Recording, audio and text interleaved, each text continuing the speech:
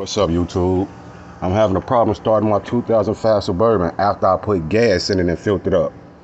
I checked this works. I got a new starter, alternator good, new fuel pump, checked all the fuses, nothing blew. This all it do.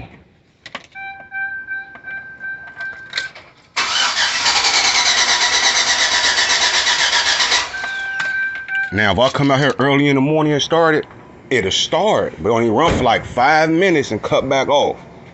And this all happened after I put gas in here. And there's only 54,000 original miles on here. I checked everything.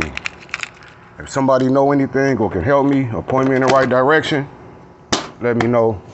Because I checked this, took it out, put a 12 volts on it, it clicked. You can't blow through it. Brand new starter on here, new fuel pump, alternator been checked, and I don't know, it just won't start, but early in the morning it will. It only run for like five minutes.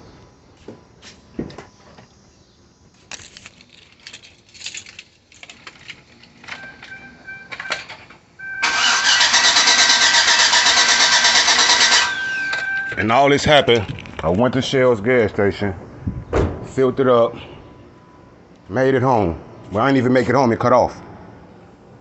I didn't even make it home. Can anyone point me in the right direction of like, what can it be? It's getting fuel, I checked the fuel rail, it's getting good fuel pump good, everything good. As you can see, I don't know if you can see, but let me see. It's a new start on here.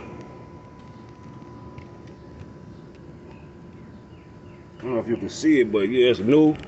You can hear the starter kicking on, so I know it ain't that. I'm just a little confused right now. Good gas, getting gas, oil changed on time, everything. I just can't figure this shit out, man. YouTube, look out for me. Let me know what y'all think it is, or point me in the right direction or something else to test. Thank y'all. God bless.